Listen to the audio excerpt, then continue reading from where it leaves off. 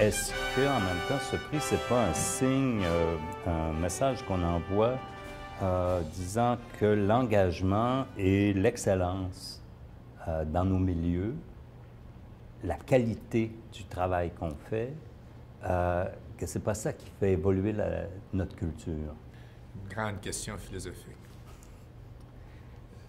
Laisse-moi prendre un peu de recul, là, peut-être pour une minute.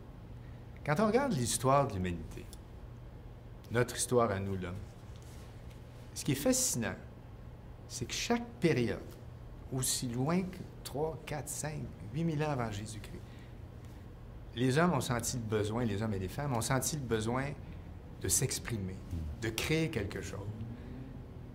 En d'autres, d'afficher ce que j'appelle ce qui les définissait, leur valeur. Tu sais, là, l'autre jour, je regardais, on vient de reproduire d'une façon absolument extraordinaire les grottes de Laszlo en France. Bien, ça fait je ne sais pas combien de mille ans.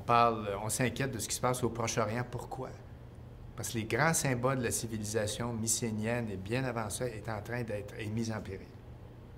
On a dépensé des milliards pour sauver les grands monuments d'Égypte lorsqu'on a créé Aswan. Et je pourrais continuer de toute façon. Donc,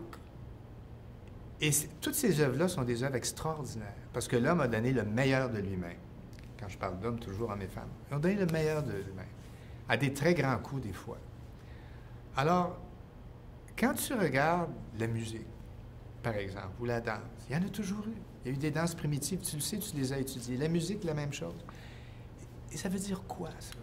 Ça veut dire que c'est un besoin fondamental de toute civilisation, de toute époque, de s'afficher, de dire quelque chose, de s'interpeller aussi. Le théâtre, ça interpelle le monde.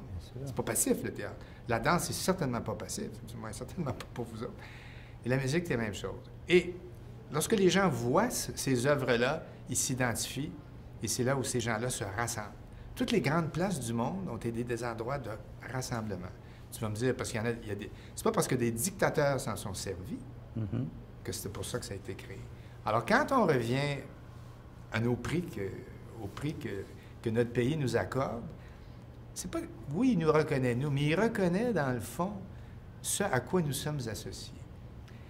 On est associé à l'excellence, on est associé, du moins à un souci d'excellence, et on est associé à un souci de permettre à notre civilisation, à notre société, de s'exprimer de la façon la plus merveilleuse possible.